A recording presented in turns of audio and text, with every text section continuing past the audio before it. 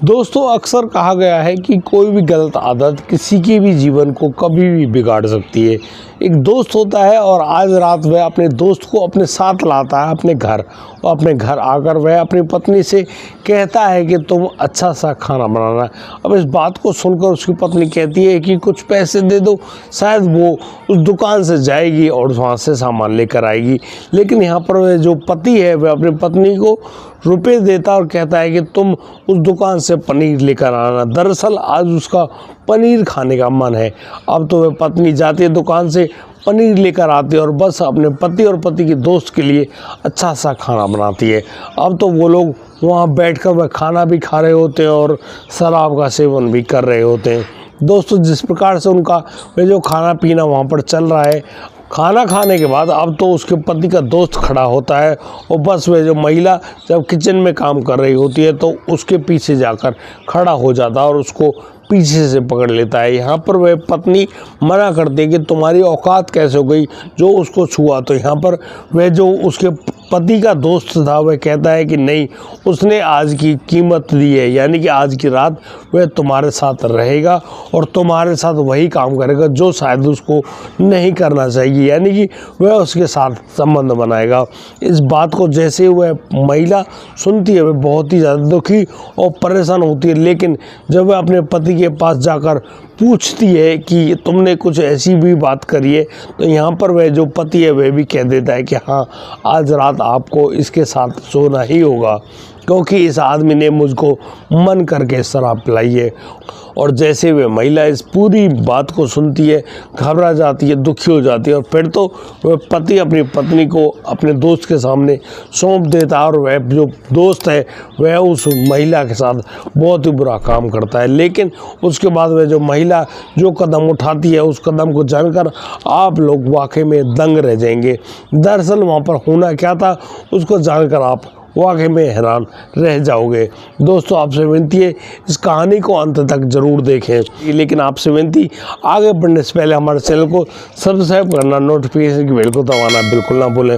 दोस्तों आज का बेहद ही हैरान करने वाला मामला सामने आया है कानपुर उत्तर प्रदेश से। दरअसल कानपुर उत्तर प्रदेश में रहने वाला वह रंजीत, दरअसल जो रंजीत है, रंजीत एक बड़े ही जमींदार का बेटा होता है और उनके पास काफ़ी अच्छी कृषि करने की भूमि भी है, ट्रैक्टर, गाड़ी, यानी कि हर तरह की सुविधा उसके पास मौजूद है। लेकिन एक दिन उसके साथ बहुत ही बुरा कांड होता है। दरअसल जब उसके पिता और माँ दोनों तीर्थ यात्रा करने के लिए एक बस से कहीं पर गए हुए थे, अचानक उस बस में आग लग जाती है और उस आग में वहाँ उस बस में मौजूद यानी कि जो व्यक्ति होते हैं, यानी कि 44 आदमी उस बस में मौजूद होते हैं, उन सभी का शरीर पूरा हो जाता है, यानी कि उनका देहांत हो जाता है। अब तो वह रंजीत जो कि उस घर में इकलौता बचा हुआ बेटा था वह बहुत ही ज़्यादा दुखी और परेशान होता है। लेकिन यहाँ पर वह माता पिता उस रंजीत की शादी तो कर चुके थे, लेकिन वह यहाँ पर उस रंजीत को उस ढंग से जीवन जीने की जो टक्करें होती हैं, जो ठोकरें होती हैं, वो सब नहीं दे पाए थे। दरअसल वह उनका इकलौता बेटा था और अपने बेटे को बड़े ही ढंग से पालना चाहता था वह जो उसका पिता होता है। लेकिन अब तो यहाँ पर माता पिता रहे नहीं, वह अकेला का क्या करे।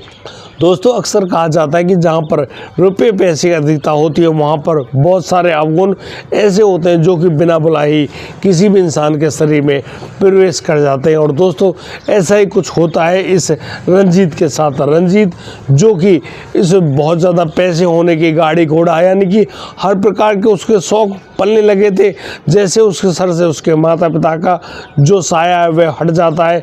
अब तो उसके जो दोस्त यार दोस्त होते हैं वो सब आकर उसको घेर लेते हैं और बस उन दोनों के जो यार दोस्त हैं वो लोग अक्सर शराब पीने के शौकीन होते हैं और अब वो रंजीत को बड़ी बड़ी पार्टियों में लेकर जाते और रंजीत से ही पैसा खर्च करवाते और उसको ज़बरदस्त शराब पिलाते। अब तो वह रंजीत भी शराब पी कर आता और बस अपने घर में जो उसकी पत्नी बबीता होती है उसके साथ मारपीट भी करता था और उसको डांटता डपटता रहता और उसके साथ बहुत ही ज़्यादा परेशानी पैदा किया करता था। लेकिन उसका यह मामला चल तो रहा था, लेकिन जैसे जैसे उसके शरीर में इस शराब की आदत लग जाती है अब तो उसका जो सारा पैसा जो उसके पास जमा पूंजी थी वह भी धीरे धीरे ख़त्म होने लगती। लेकिन लेकिन उसको उसके जो दोस्त हैं वो बिल्कुल भी उसका साथ नहीं छोड़ रहे थे और उससे लगातार उसको और भी ज़्यादा कह रहे होते हैं कि नहीं आज तो ये होना चाहिए, आज तो वो होना चाहिए। और दोस्तों इसी शराब के नशे में उस लड़के को एक गंदी आदत और लग गई थी, वह थी पर स्त्री के पास जाना। यानी कि अब तो वह दूसरी जो महिलाएं होती हैं, जो कि बाजारू औरतें होती हैं, उनके पास वह लड़का रंजीत जाया करता और उनसे संबंध बनाया करता। लेकिन इस बात को लेकर उसके घर में अक्सर बहुत ही ज़बरदस्त झगड़ा हुआ करता, लेकिन वह इन सब बातों को दरकिनार करते हुए कुछ भी नहीं कहता और ना ही कुछ ज़्यादा फालतू की बात किया करता। लेकिन धीरे धीरे जब ये समय गुजरता है तो अब तो उसके जो जमा पूंजी वो तो ख़त्म हो ही गई थी, उसकी गाड़ी घोड़ा ट्रैक्टर और सब कुछ बिकना धीरे धीरे शुरू हो गया। अब तो उसकी जो ज़मीन है यानी कि जो खेत है, खेतों पर भी नंबर लग गया था। लेकिन उन दोस्तों के शौक और उनकी यारी ख़त्म होने का नाम ही नहीं ले रही थी और ना ही रंजीत की आंखें खुलती हैं। वह रंजीत इसी प्रकार से लगा हुआ था कि बस उसको तो शराब चाहिए। और इस प्रकार से एक दिन एक वह समय भी आता है जब उस शराब के चक्कर में चलते चलते उसके सब कुछ बिक जाता है, यानी कि सारे खेत, ज़मीन जायदाद, अपना घर का सामान तक। यानी कि उसके पास रह गई थी उसके घर की वो दीवारें, जिन दीवारों के बीच में वह अपनी पत्नी बबीता के साथ रहा करता। जब भी उसको उसकी पत्नी बबीता समझाया करती, उसको सीख देती, उसको बताती कि यार तुमको इस प्रकार का काम नहीं करना चाहिए, तो वह उस बबीता की सीख जहाँ उसको माननी चाहिए थी वह उसकी सीख नहीं मांगता है, उल्टा उस पत्नी को ही मारपीट करने लगता है। इस प्रकार से वह बबीता भी ज़्यादा कुछ नहीं कहती और बस अक्सर अपने घर में फ़ोन करके बता दिया करती कि देखो किस प्रकार से उसका जो पति है उनके परिवार की सारी जो सुख समृद्धि है उसको खा बैठेगा। और दोस्तों वह समय भी आता है जब उस व्यक्ति रंजीत के पास शराब पीने के लिए पैसे नहीं होते हैं। अब तो वह अपने दोस्तों के पास, उन्हीं दोस्तों के पास जाता है और उनसे कहा करता कि यार उनके पास कुछ हो तो उसको खिला पिला दे, यानी कि शराब पिला दे।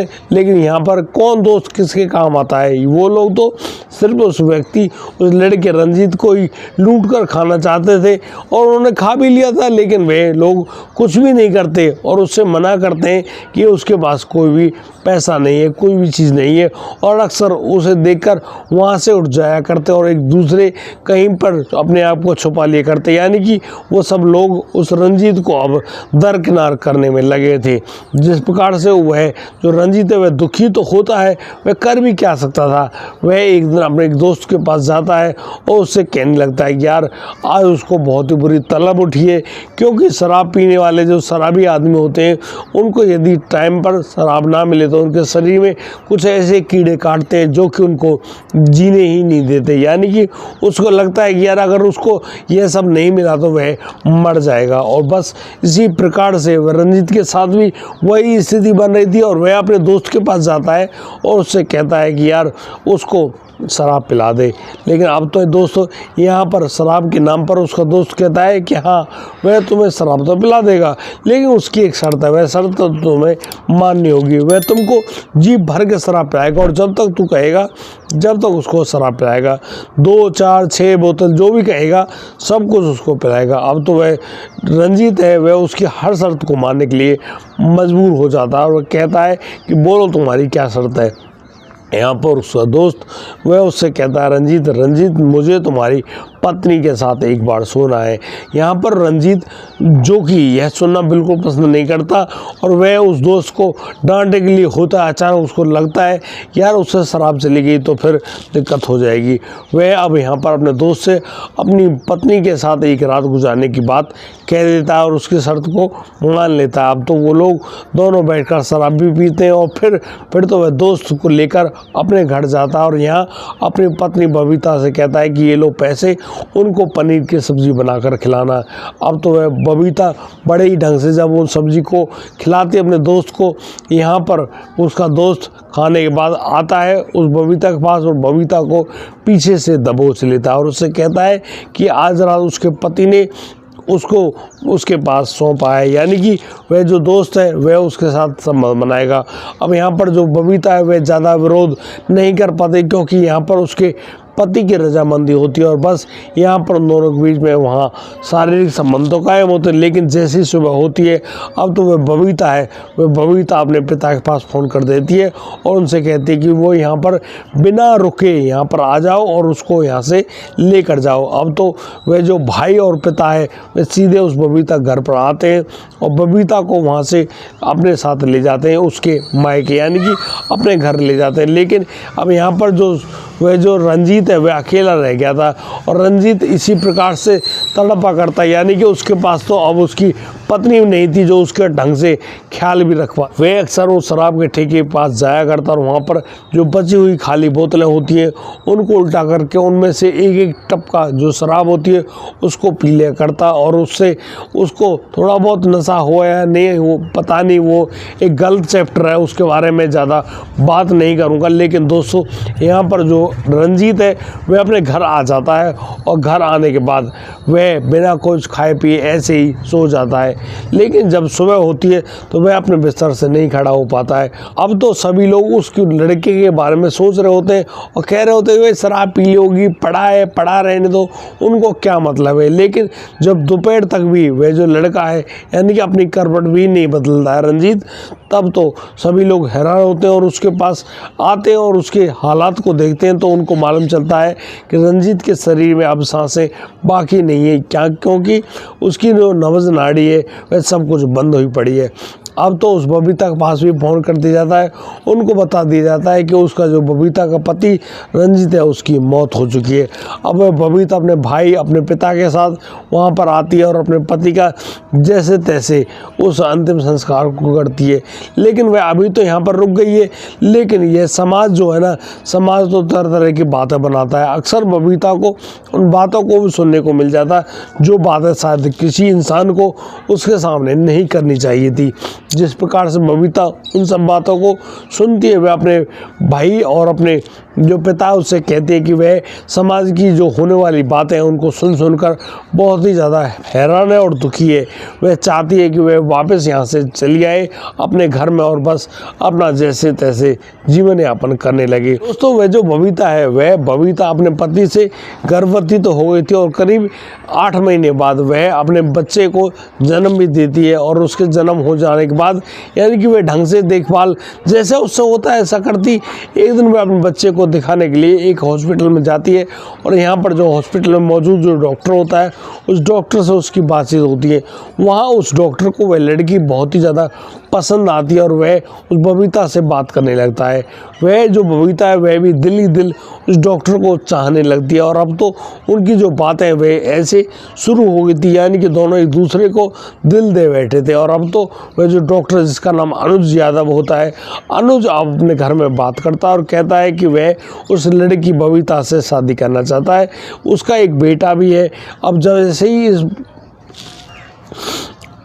अब अनुज का परिवार जैसे उस लड़की बबीता के बारे में उसके बच्चे के बारे में सुनते हैं तो वो सभी लोग मना कर देते हैं और कहते हैं कि अनुज तुम्हारे लिए रिश्तों की कमी थोड़ी है, तुम जहाँ मर्जी हो वहाँ रिश्ता कर लेना, तुम्हें कोई दिक्कत नहीं होगी। लेकिन वह जो अनुज उस लड़की बबीता को अपना दिल दे बैठा था, अब तो वह वादा कर चुका होता है कि वह बबीता को अपने घर में पत्नी बना कर लाएगा और वह अपनी वह जो महिला मित्र है बबीता उसको ही अपनी पत्नी बनाकर लाता है और उससे शादी कर लेता है। और यहाँ पर बहुत ही जल्दी उस अनुज को भी उसकी पत्नी से एक बेटी प्राप्त होती है। जिस प्रकार से उस बबीता ने अनुज से शादी करी, अब यहाँ पर उसका बेटा बेटी और उसका पति सभी लोग चारों बहुत ही प्यार से बड़ी ही तसल्ली से रहते हैं। लेकिन यहाँ पर बबीता एक बात को ज़रूर कहती है, वह कहती है कि जली तो जली सिकी भी खूब। जिस प्रकार से उसके जीवन में वो बहुत सारी परेशानियाँ तो आई, लेकिन उन परेशानियों का उसने डटकर सामना किया और फिर उसने अपने हिसाब से अपने तरीके से उस परेशानी को भी हरा दिया और यहाँ पर वह बड़े ही प्यार से बड़े ही ढंग से रहने लगती है। वह अनुज को उस घर में भी लेकर आती है जो कि उसके पति रंजीत का घर होता है। वहाँ पर काफ़ी अच्छी ज़मीन होती है और उस ज़मीन को अब तो बबीता के नाम तो आ ही गई थी। अब बबीता उस ज़मीन को अच्छे रेटों में बेचकर शहर में अब एक जगह ले ली थी और वहाँ पर अपने पति अनुज के साथ रहने लगती है। दोस्तों, इस पूरे घटनाक्रम को सुनाने का उद्देश्य किसी को परेशान करना नहीं है, किसी को दुखी करना नहीं है, किसी के दिल को ठेस पहुंचाना नहीं है। दोस्तों, हमें इस पूरे घटनाक्रम के माध्यम से आप लोगों को बताना चाहते हैं, आप लोगों को जागरूक और सावधान करना चाहते हैं कि किसी भी बुरी लत का शिकार ना होने पाएँ। और दोस्तों, ये बुरी लत आपको लगता है कि आप उसको पी कर ख़त्म कर देंगे, लेकिन दोस्तों ये जो बुरी लतें हैं ये एक न एक दिन आपको, आपके परिवार, आपकी संपत्ति, आपकी ज़मीन जायदाद यानी कि हर चीज़ से जुदा कर देंगे और आपको ऐसे ही मरने के लिए मजबूर कर देंगे। दोस्तों, किसी भी गलत लत को अपने जीवन में ना पाएं। और दोस्तों, आज के लिए सिर्फ इतना ही।